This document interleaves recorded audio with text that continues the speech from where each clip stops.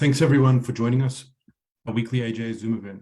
Welcome to any new people joining this week, also to people who are joining on Facebook, to the people watching on the audio replay, which is broadcast every Thursday at midday and Sundays at 4 p.m. on JAIR Community Radio at FM 88 in Melbourne or at j-air.com.au. Welcome to everyone. My name is Robert Gregory. Also on the screen, we have Dr. David Adler, President of the AJA, and our guest tonight from Israel, Efraim Zuroff. The format will be a short interview followed by the chance to ask questions. If you'd like to ask a question, the best way is to raise your hand with the reaction button. Written questions can also be placed on the chat function, and if we have a chance, we may get to some of those. Now, hundreds of Nazi war criminals and murderers made Australia home after World War II. Who were the Nazis who found refuge in Australia, and how did the Australian government and the Australian legal system respond? The answers may shock you. Our guest tonight, Efraim Zuroff, is the most prominent Nazi hunter alive today, and he played a major role in tracking down these monsters. Efraim made Aliyah from the USA and is the director of the Simon Wiesenthal Center office in Jerusalem, as well as the author of multiple books. Efraim, thanks for joining the AJA tonight. Thank you for the invitation. To start, maybe could you tell us a bit about how you got into the profession of Nazi hunting? First of all, I have to say that was not my childhood fantasy. Very often after I speak about my activities as a Nazi hunter, people come up to me, in many cases, children and grandchildren of Holocaust survivors, and they tell me how their fantasy was to be a Nazi hunter, how they wanted to catch those Nazis, torture them, kill them, etc., etc., etc. But that wasn't my fantasy. My fantasy was to be the first Orthodox Jew to play in the NBA. But I wasn't good enough to play in the NBA. You really can't be an Orthodox Jew in the NBA. So basketball's loss was a Nazi hunter's game. In any event, I was always interested in Jewish history, and I did a master's degree in contemporary Jewry at the Hebrew University, specializing in the history of the Shoah. Later, I did a doctorate. But in the course of, let's say, between my master's and doctorate, I was invited to come to the Simon Wiesenthal Center to be their first academic director. And because I had to go to the States to collect material for my PhD, which was about this Rabbi's Rescue Committee that was established in November 1939, called the Vad Hatzalah. In other words, the Rescue Committee. I met Simon Wiesenthal, and during that period that I was in the States, the United States government opened an office, special office, to prosecute the Nazis who had entered the United States by lying on their immigration papers, and also when they obtained American citizenship. So that's how I became involved in it. And before going back to Israel, I convinced the OSI, the Office of Special Investigations, that they needed a researcher in Israel.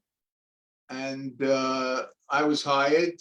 And for 6 years, I worked for them in Israel as the lone researcher, and supplied them with the names of survivors, potential witnesses, background material on the places where the crimes were committed by the people who came to America. And in other words, I really got into it now. But what actually changed everything for me was that in the course of an investigation that had to do with Dr. Joseph Mengele, I discovered a way to find the immigration data of thousands of Nazi war criminals. And I did it by cross-referencing the files of the Arison file. It's called the Arison files. It's the files of the International Red Cross database on people who were in Europe during World War II. And any person who wanted to gain status as a refugee, we're talking about people in displaced persons camps, would register as a refugee with the Red Cross, and they would be registered in these files. Now, the files also it included information on the immigration destinations of these people. And I knew from working with the Americans that thousands of Nazi war criminals were in displaced persons camps in Europe after World War II, waiting to emigrate. And here there was a information on where they went. Now, there was no indication on these cards. It basically was in the form of index cards on microfilm. Over 16 million index cards. And there was no indication on those cards who was a Nazi war criminal. But I had other sources to know who was a Nazi war criminal. So I first of all, I couldn't believe my eyes when I actually discovered this. So I did a test. I looked for 50 Lithuanians and Latvians who I knew were Nazi war criminals.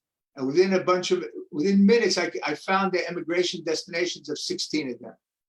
So most of them went to the States, some went to Australia, some went to Canada, some stayed in Germany. But that put me in a position to be able to supply the Anglo-Saxon countries who following the lead of the United States, were beginning to look at the possibility of prosecuting these Nazis. I'm talking about Canada, Australia, Great Britain, and New Zealand.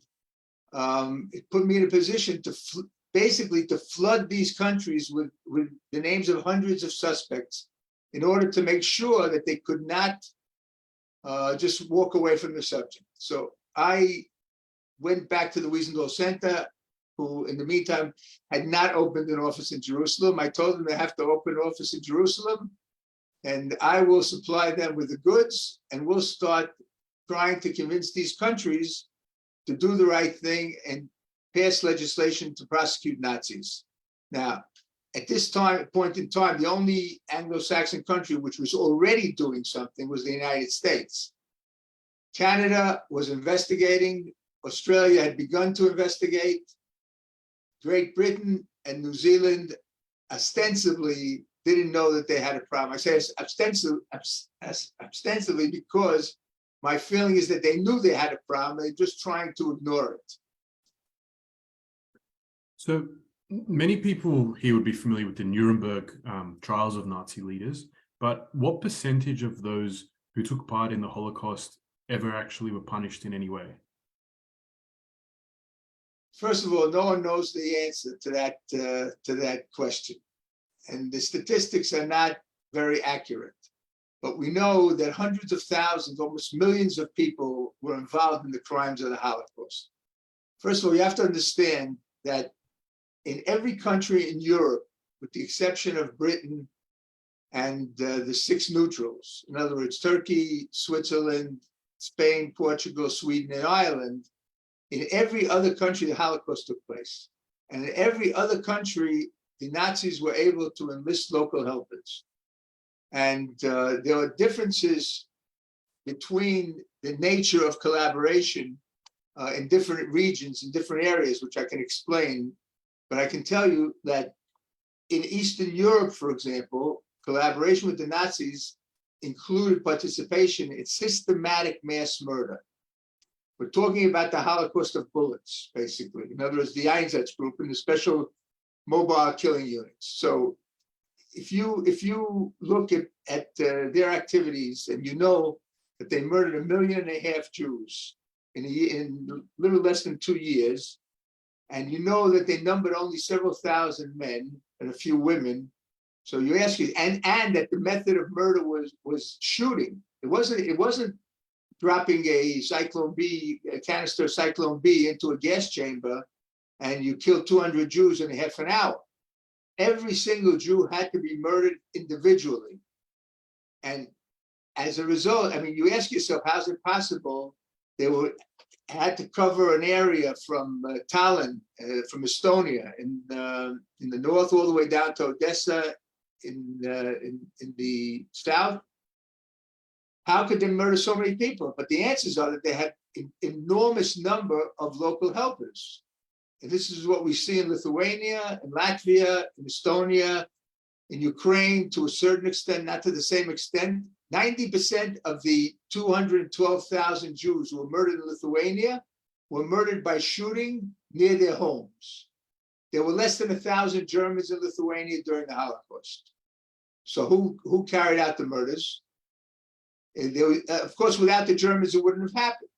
And they were directing things, but the people who were out there doing the dirty work, in most cases, were actually Lithuanians. Same in Latvia.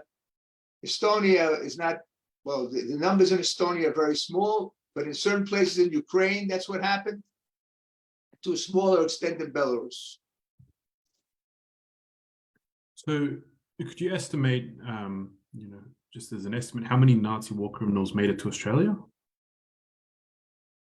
Oh, listen, I sent the Australian authorities almost 487 suspects. And I wasn't the only person who gave them the information. There were certain sources in Australia. There were researchers like Mark Ahrens who made a very important contribution. He was the first person to raise this issue in a series on ABC Radio. But I think at the end of the day, the SIU, the Special Investigation Unit, investigated, I think it's 982 cases. That doesn't mean that they were successful. They weren't successful in a single case. So where actually cases came to trial? Where did the majority of these Nazis who came to Australia, where did they come from? Okay, they're almost all Eastern Europeans. Not almost very few Germans and Austrians. Lithuanians, Latvians, Ukrainians, Estonians, Croatians. Those were the overwhelming majority. I know I can tell you from my statistics of the 17 lists that I supplied to the Australian government with the names of 487 suspects, 336 were Lithuanians, 117 were Latvians, and there were a couple of others there, Hungarian here and there, and others. But those were the two main nationalities. And we're talking murderers here, most of them, all of them. Correct. So how did so many Nazis manage to enter Australia? Was it a problem with the immigration policy? Okay, so first of all, part of the problem was that relatively little was known about what we call the Holocaust by bullets. In other words, the Holocaust did not begin in Auschwitz. The mass murder of Jews did not begin in Auschwitz. It began by the Einsatzgruppen with the invasion of Eastern Poland and the Baltic countries, and the method was shooting. Now, what Himmler noticed, Himmler was present at some of these mass murders, and he saw that some of the people who were in these units had difficulty carrying out these murders of the elderly, of women, of children, etc. And he was looking for a way of doing it in a much more impersonal way that would not affect the perpetrators. That's how Auschwitz, Sobibor, Treblinka, Belzec, etc. were created. So what was the attitude, when you first raised these issues, what was the attitude of Australian politicians and I guess successive Australian governments that you dealt with? Well, it varied. In other words, we encountered certain opposition. I would say that the leadership of Australian Jewry was in favor of the prosecution, in other words, of prosecuting these people, as you would expect.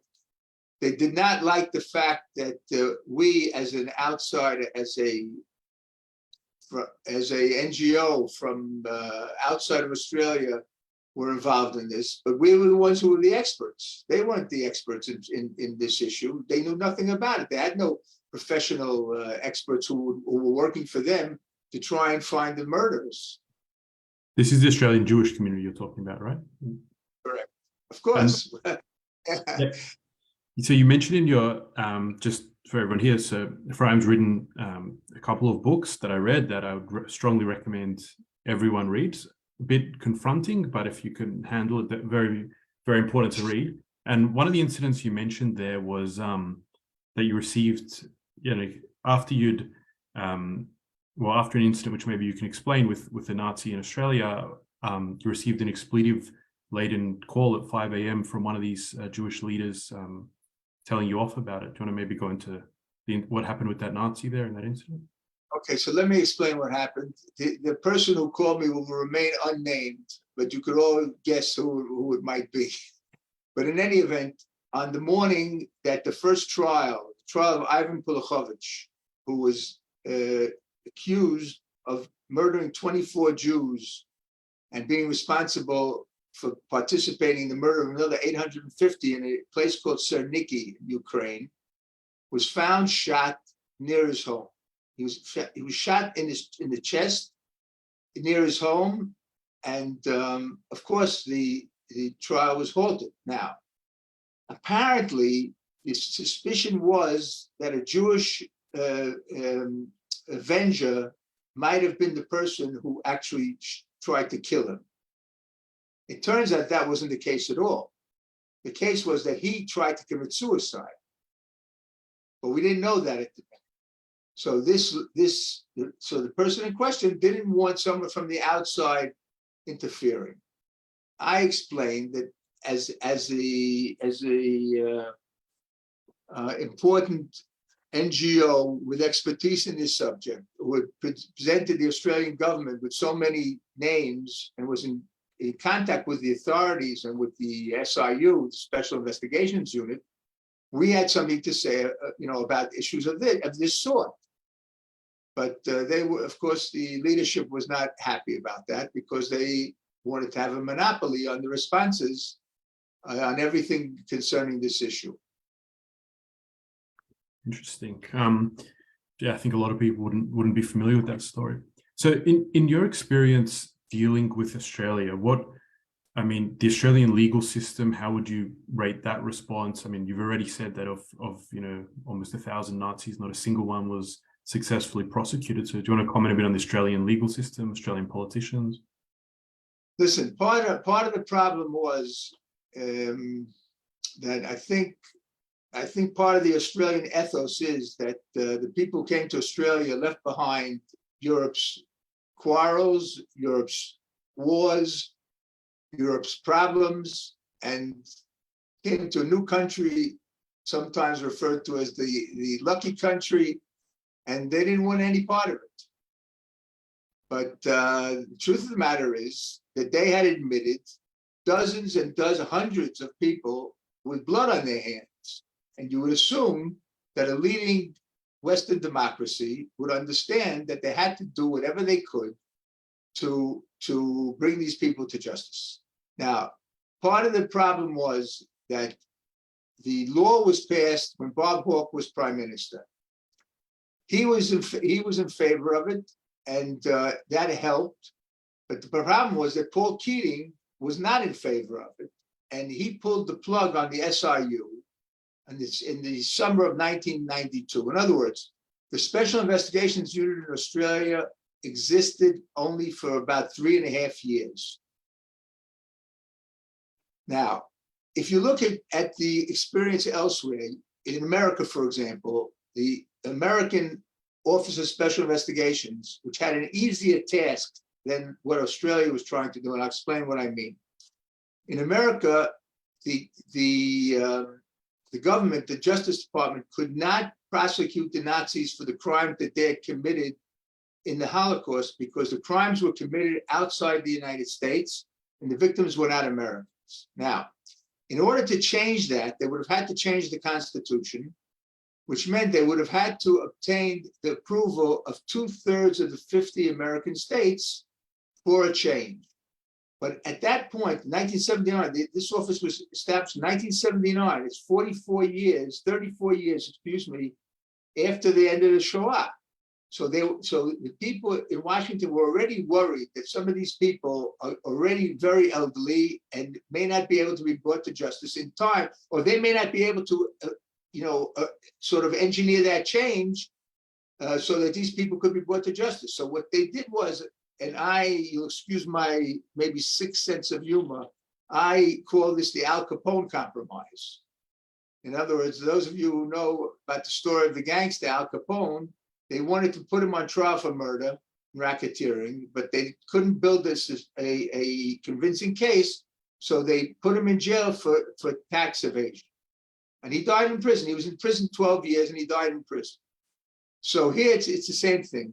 But so what happened in America was, first step was to strip these people of their American citizenship and then deport them. If a country had been willing to extradite them, and that was usually not the case, these people could be extradited to face criminal charges.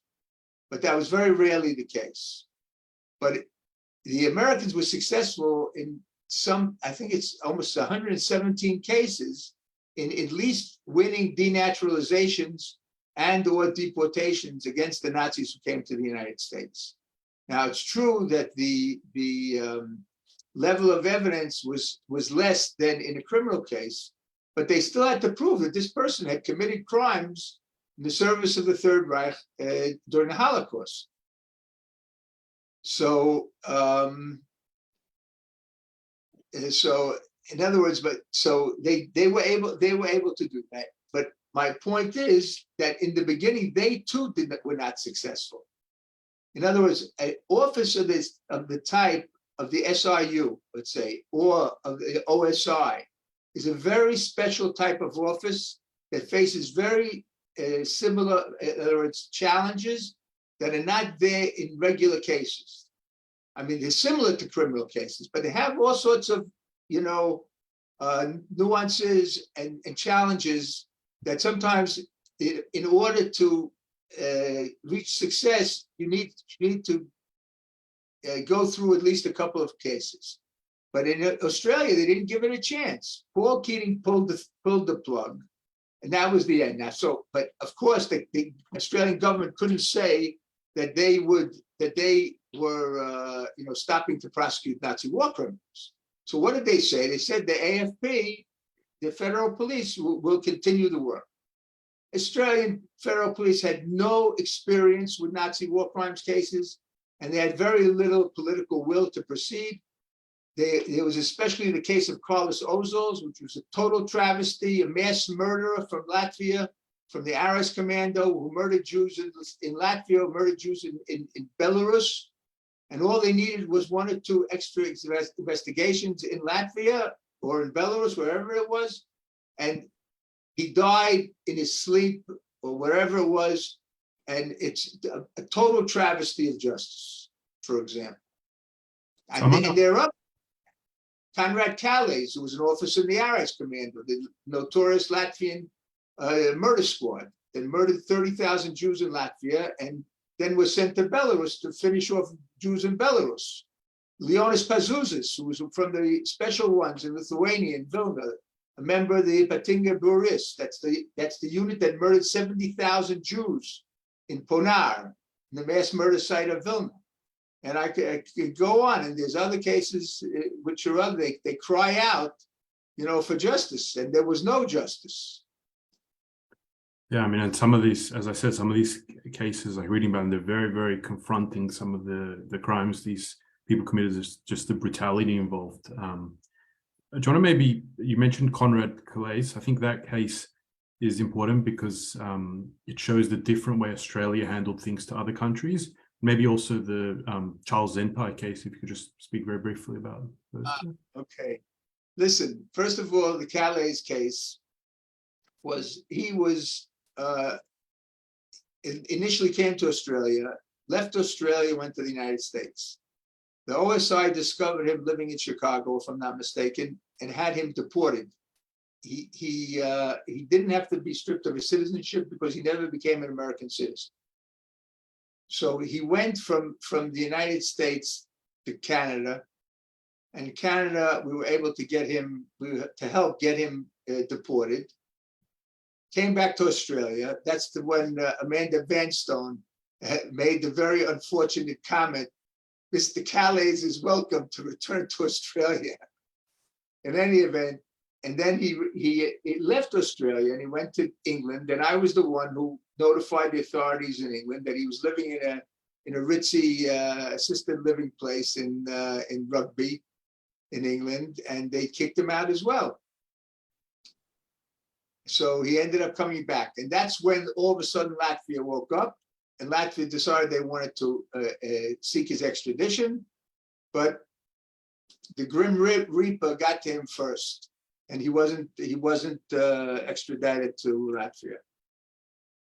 Latvia did nothing, not a single case, by the way, did they bring to trial after the obtaining independence in 1991. So the record, you deal a lot with the record in those Baltic states, Latvia, Lithuania, Estonia, which were very shocking. Wanted to focus on another area just briefly. AJ has developed a close relationship with Ukraine's ambassador to Australia, but we sometimes get a bit of criticism because of Ukraine's record on Nazis. So can you comment both on Ukraine's record of prosecuting Nazis or glorifying Nazis, as well as Russia's record? Come back, maybe later on, we'll come back to the Zente case, which I think is also very important. Okay, so in the meantime, I'll comment as far as Ukraine goes. Ukraine and Russia as well, if there's something to comment. Okay, so on February 24th, 2022, Putin announced that Russia is invading Ukraine to denazify the country. I don't know if you remember. That's the statement. That was justification. Okay. Well, the story is a little complicated. Ukraine is not a Nazi country. They're a democracy, maybe a flawed democracy, but they're a democracy. But there is a problem in Ukraine with the glorification of Nazi collaborators. And Zelensky can talk from here till tomorrow, and he doesn't solve the problem, and he doesn't address the problem. In other words, the two biggest heroes in Ukraine today are Stefan Bandera, who's the head of the OUN, Organization of Ukrainian Nationalists, who actively participated in horrific pogroms in Lviv, in Tarnopol, in other places when the Nazis invaded Eastern Poland. Roman Shushkevich was the head of the UPA, the head of the Ukrainian National Army that was formed in 1943, which murdered tens of thousands of Poles and thousands of Jews. Not long ago, the city of Ternopil built a new soccer stadium, new football stadium, and guess who they named it for? They named it for Roman Shushkevich. Now, this guy's a mass murderer. And as far as Bandera goes, his birthday was made a national holiday in Ukraine. There's also the problems with the Azov regiment, which are with known neo-Nazis, but they're among the best troops in the Ukrainian army. So they've been turned into heroes now. And they serve, and in their uniforms, they put Nazi insignias and things of the sort. And there's no room for that in a democracy. That's a symbol of mass murder of innocents, mostly us. So Zelensky made the ridiculous comment that when he spoke to the Knesset in Israel, he said, "We helped you in the Holocaust," right? Okay, for every righteous Gentile, Ukrainian righteous Gentile, I can find him 100 Ukrainians who murdered Jews. So I mean, this is pure idiocy. So this is the issue. Not to mention the fact that Israel has to, because of the geopolitical position in the Middle East and the attempts by Iran to send arms to its proxy in Lebanon, the Hezbollah, and to other people who want to kill Jews. We have to maintain our relations with Russia. We can't just cut off our relations with them, because they're the ones who are basically allowing us to attack the Iranian arms shipments. Israel is in a difficult situation here. There's no question. Now, on the one hand, there is sympathy for Ukraine on a human level, right? But the history of the Jews of Ukraine is so full of mass murders. The biggest hero in the history of Ukraine is Bogdan Khmelnytsky, whose Cossacks murdered 200,000 Jews in the 17th century. Okay? After World War I, Petlura's men, the independent, they attempted to set up an independent Ukrainian state headed by Petlura. Pogroms, at least 100,000 Jews murdered. And then Bandera, Shushkevich.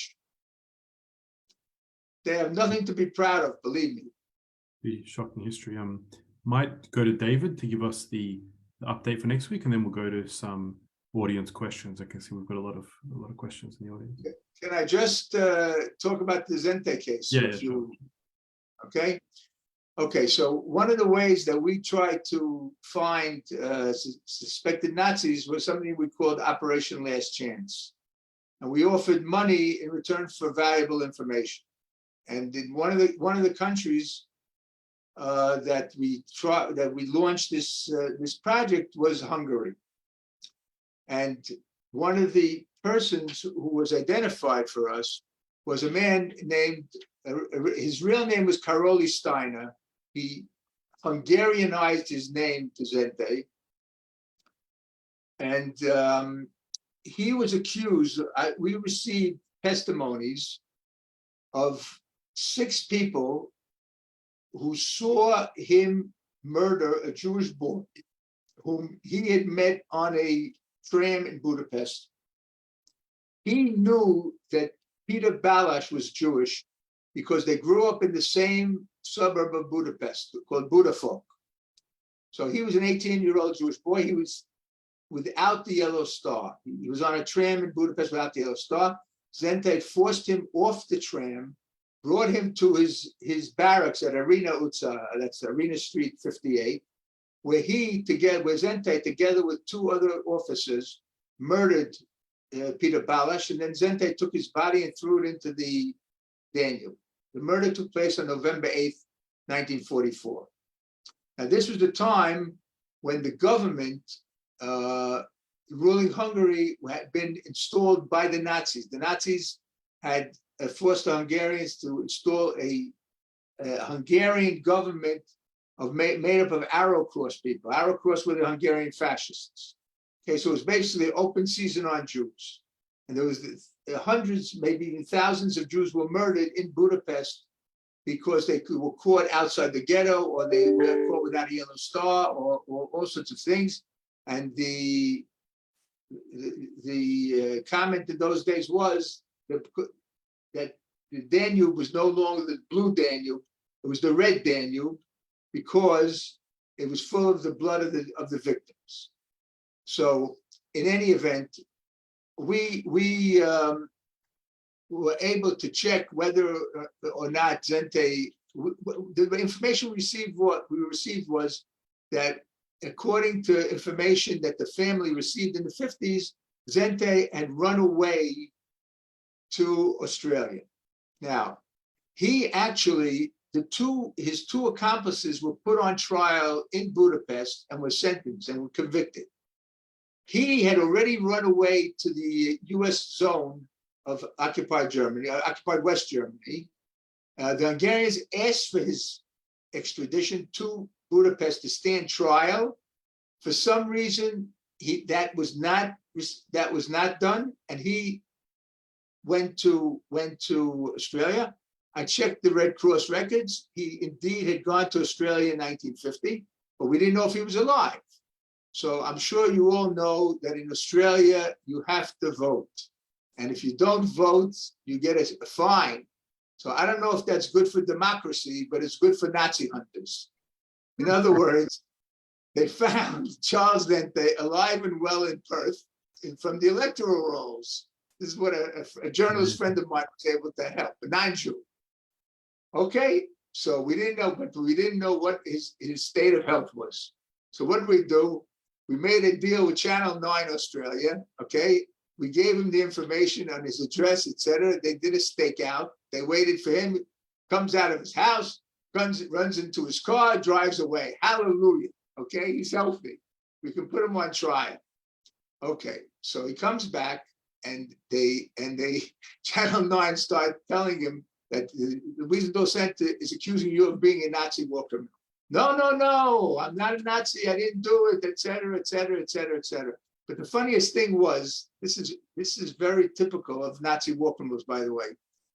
At the end of the interview, he said he left Budapest a day before the murder. What's the proof? He doesn't have any proof. In any event, at the end of the interview, they asked him, Mr. Zente, is there anything else you want to say? So he said, yes. Now he's about to be exposed on national television, okay? He says, yes, there's something else. Don't tell my family. In any event, the guy was exposed. Anyway, so, and Hungary actually asked for his extradition. This is the amazing thing. I mean, we weren't sure that it would happen, but they asked for his extradition. And the Australian Supreme Court, High Court, listen, his kids launched a whole campaign saying that Hungary, which was a member of NATO, a member of the EU, was a Stalinist country, has no honest judiciary or anything of the sort, and mounted all sorts of lies about Hungary. And ultimately, the Australian High Court said he can't be extradited, it might adversely affect his health, okay? What about Peter Balash's health? What about the other victims, etc.? It was absurd, absolutely absurd. Okay. Okay, yeah. Well, I'll jump in now with the update for next week. As we always do at the end of the event, if you are not yet actively supporting AJA, please go to the website, jewishassociation.org.au, where you can apply for membership, you can make a donation, make sure you have subscribed to our email list to receive notifications and information. Next week, we have another extremely special guest. We will be talking about ABC bias, and we have former chairman of the ABC, Morris Newman. Morris and I sit on a body together, and we might actually ask him a question or two about the proposed voice, and particularly the role of the corporates in backing it. And speaking about the voice, AJA is just about to jump into the debate. We expect that online tomorrow will be a published article, why Jews should vote no to the voice, with the possibility of a television segment on Sunday. So watch out for your email and the AJA social media for that, arguably the most prominent political issue in Australia this year. Thank you, David. So I've just mentioned for anyone listening on the radio, this is the AJA Weekly Zune, and we have Efraim Zuroff, the world's most prominent Nazi hunter. Today is our guest. And go to some audience Q&A. I think, Anne, you had your hand up first. Would you like to unmute and ask your question? So nice to speak with you, Efraim. Thank you. Every time I see you, it's always on the History Channel with some documentary. So it's nice to speak in this context. What effect did the Operation Paperclip mentality have on the prosecution of cases against Nazi war criminals? Okay, so let me explain what Operation Paperclip was. The Nazis had a very high level of technology when it came to ballistic missiles. And they had produced the V2 missiles initially at a base on the Baltic Sea in Peenemünde, which was later bombed by the Allies when they discovered that's what the location. They later moved the whole operation to the Harz Mountains in East Germany, near the camp of Dora.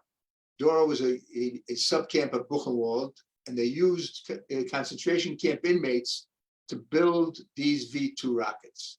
Now, I basically say now that the minute the World War II ended, the Cold War began. In other words, and the Americans and the Western Allies were frantic and very fearful that the Russians might get their hands on these scientists, engineers, and technicians who were building the V2, were responsible for building the V2. So the Americans went looking for them. And in those days, there were no databases, so there were index cards. So any person who was considered important or vital to this operation, they put a paperclip on his index card, and then they went looking for them. So we're talking about the estimate is that 150 scientists, engineers, and technicians were brought to the United States. They were sent to either Huntsville, Alabama, which is where the main missile base of the United States Army was, or to NASA in Houston, to the space program. Okay. But that was something that was done as a special operation, not because they didn't realize that many of the inmates in Dora were worked to death or were executed, or you understand, had terrible conditions there, but because it was done as a matter of national security. Now, I'm not doing this. I'm not saying this to in any way justify it, but that was the reason. Okay. They also took several dozen people from of Eastern European origin, whom the forerunner of the CIA, the Office of Strategic Services, wanted to train to serve as spies behind the Iron Curtain. In other words, they were going to be returned to their native countries and used as spies, but the KGB apparently was onto it, and most of them were discovered were exposed as spies. So the question is, that's about another couple of dozen, that's 200 together. So the question is, how did the other 9,800 get it? And the answer is that they simply lied on their immigration applications. And as I said before, there was not a very extensive knowledge of the Holocaust by bullets. When the camps were liberated by the Allies, so if you remember, the British liberated Bergen-Belsen, the Americans liberated Dachau, Buchenwald, what else? Mauthausen, for example. The media was full of scenes from these camps, scenes of mountains of corpses, horrible, horrible scenes. Pictures of tractors pushing, dozens and dozens of bodies into mass graves, etc. And less attention was paid or was available on the mass murder by bullets. Now, the mass murder by bullets was carried out primarily by collaborators, and those were the people who got through the cracks. And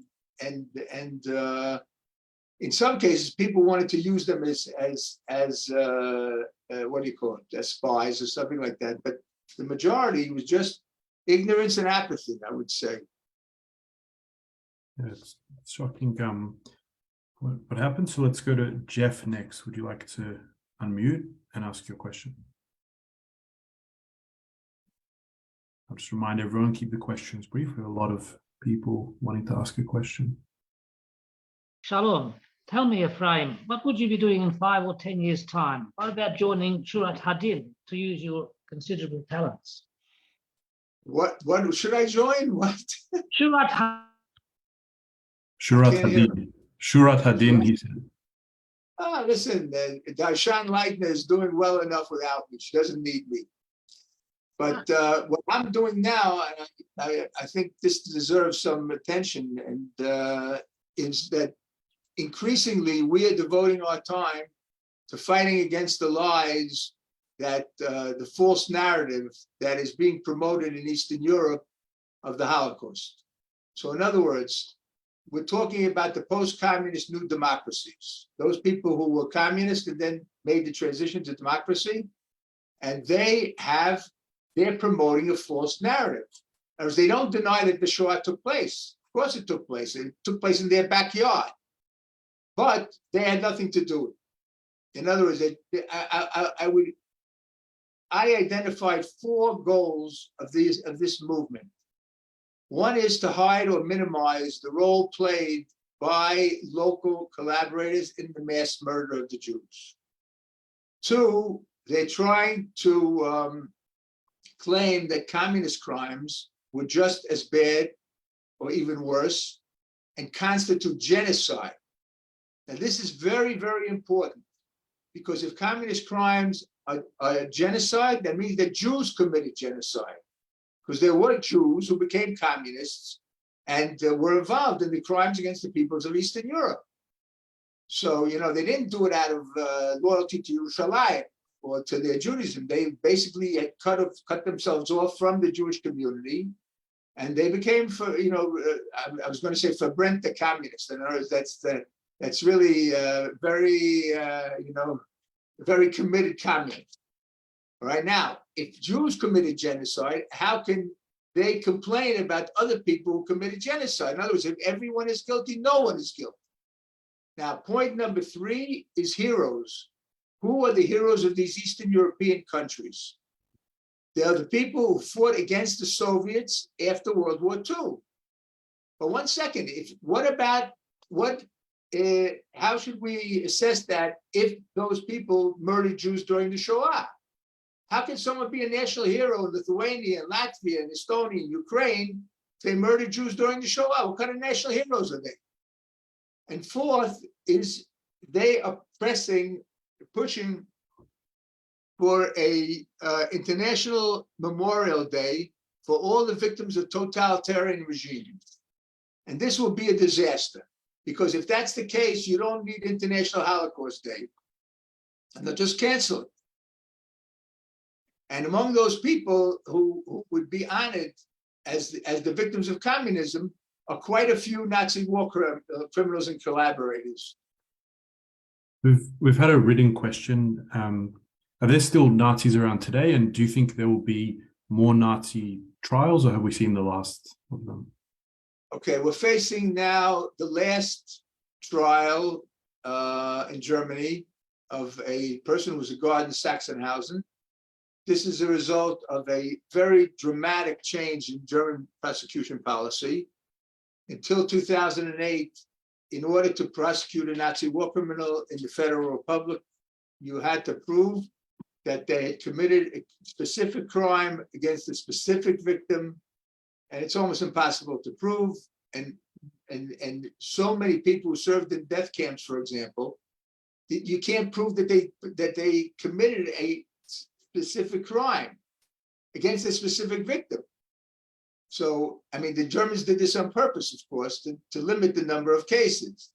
But now they don't mind throwing a couple of old geezers to the dogs, because they know it'll give them brownie points.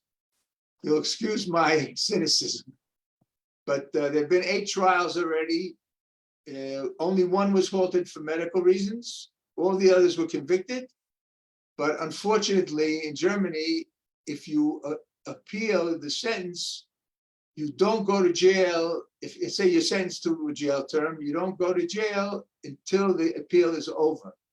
And not a single person sat in jail because their appeal wasn't over before they died. And another point is, if you were under 21 when you served in the concentration camp, you normally get a suspended sentence. Now, that makes sense if you're 18, 19, 20 years old and they don't want you to become a hardened criminal. But a 97-year-old secretary of the commandant of Stutthof, who claimed she had no idea people were killed there, window was facing the crematorium, you realize, okay?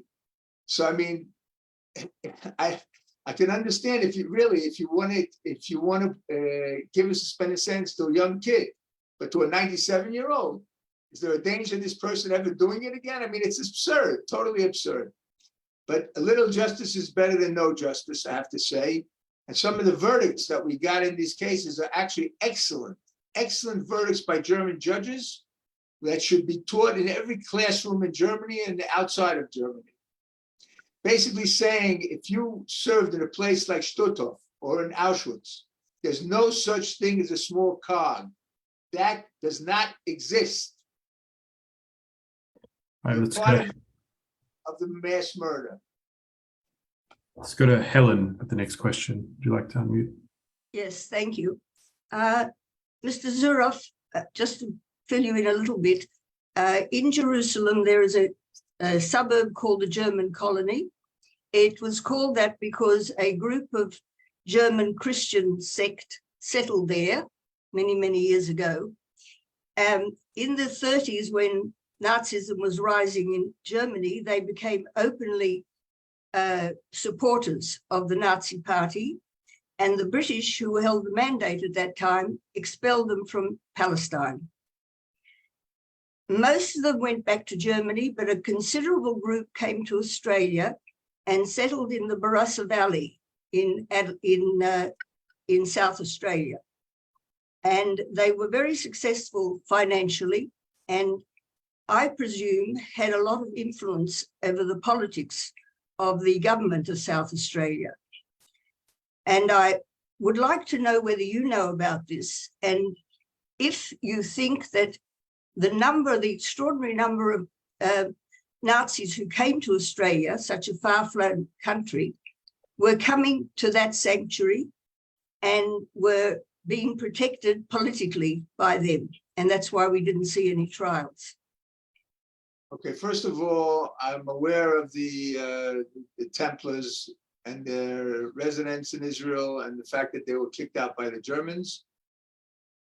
What you have to understand is that almost no Germans and Austrians came to Australia.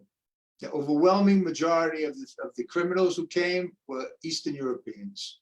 So I can't see any link between their arrival in Australia and any and the failure of the Australian government to prosecute. And they may not have been Nazi war criminals because they were in British Palestine and then here, but they were definitely, Nazi supporters, and there were issues in Australia at the time with their attitudes and whether they were spying and things like that. We'll go to Anna with your question next. First of all, it is no accident that Babi Yar is in Ukraine, and it wasn't the Germans who did that. Anyway, but my question is, Mark Ahrens wrote considerably about the involvement of the Catholic Church funding the ratlines, and that a lot of war criminals ended up, as my previous speaker said, in the wine area of South Australia because they had willing, open arms welcoming them. Any comment on that? Okay, first of all, the people who used the network were not the run-of-the-mill lower-level Nazis. Those networks were used to help the most prominent Nazis that there were, and those were the people who had to escape, and their escapes were not to Australia. The escapes were to South America, primarily Argentina, but not only Argentina, or to the Middle East, which means Egypt or Syria. So what you're seeing in Australia has nothing to do with these escape networks. They didn't need an escape network to arrive in Australia. All they had to do was tell a few lies to the Australian clerks. By the way, I don't know if you know this, but Conrad Calais' first job in Australia was as an immigration screening officer. Oh. So you can imagine that he wasn't the only person from the Arise Commando who ended up in Australia. In any event, I also wanted to mention the book that I wrote together with Ruta Vanagaita, who is a Lithuanian author, very famous, very popular Lithuanian author, who discovered that her family was involved in killing Jews during the Shoah. And she wanted to atone for this. Now, this is totally counterintuitive in Lithuania. But we wrote a book. We went on a mission to 40 places of mass murder where Lithuanians murder Jews. 35 in Lithuania itself, 5 in Belarus, because a Lithuanian unit was sent to Belarus to murder. They murdered at least 20,000 Jews in Belarus. And everywhere we interviewed any person we found who was old enough to have lived through the war. And in every single place, and these were mostly small shtetl where there are no Jews left anymore. All the witnesses we spoke to were non-Jews. We asked them who murdered the Jews here. Every single person had the same answer: the Lithuanians.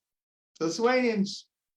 And Ruta also did research in the KGB archives on the trials that took place of people who collaborated with the Nazis after the war, trials held by the Soviets. And she focused on the political leadership, which was actually had run away to Berlin during the Russian occupation. There was a year of Russian occupation from June 40 to June 41. The leaders of the Lithuanian political parties ran away from Lithuania, went to Berlin, expressed support for Adolf Hitler, for the final solution, sent messages into Lithuania that the time of reckoning has come with the Jews. We're going to do what has to be done to them, etc. The local administration, which was the one that had been fired by the Soviets, but their leaders in Berlin told them to go serve the Nazis when the Nazis invaded. They're the ones who organized all the logistics of the mass murder operations. And of course, the murder squads themselves, the one at Bonar, the special ones at Patinga Boris, one of whom was Leonis Pazouzas, who lived in Brisbane, and the one that went to Belarus. And quite a few of those people made it to Australia. So in any event, this book became it was a total shock. It was a huge scandal in Lithuania. And the only reason it was published was because Ruta was such a popular author. Her previous book had sold 50,000 copies in Lithuania, a book about advice to women at 50. And the publisher didn't want to lose her. She was like the goose who laid the golden eggs.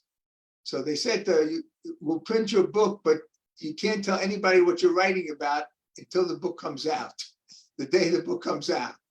So that's what happened. The government wasn't ready. They were in total shock from the book. So the head of national security even went on television, national television, saying this book is a threat to Lithuanian national security.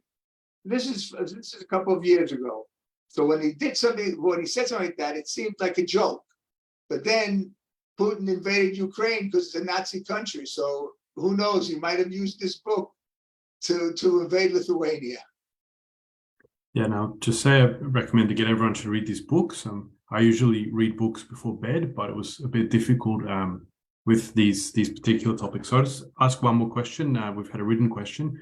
Can you comment on the role of the Mufti of Jerusalem, Hajj Amina Husseini, and Palestinian Arabs, their involvement in the Holocaust? First of all, there was no involvement of the Palestinian Arabs in the Holocaust. Sorry, of the Mufti and you'll excuse me, what Netanyahu said about the Mufti of Jerusalem was sheer falsehood. Hitler didn't need the Mufti of Jerusalem to decide on the final solution. He was the one who convinced Hitler to undertake the final solution. What is true is that the Mufti, of course, supported Hitler, hoped that the Nazis would come to Eretz Israel and kill all the Jews. He recruited people, he recruited Bosnian Muslims for the SS, and he sat in Berlin most of the war under the protection of Heinrich Himmler. Well, how can people keep up to date with the work you're doing? Are you on social media? Or? I am on social media. I'm on Twitter. I'm on Facebook. I write a lot of op-eds in Times of Israel, Jerusalem Post, places like that. And if anyone wants, I mean, I could put them on our circulation list, on our publication list. All right, that sounds good. We really want to thank you for joining us tonight, Efraim.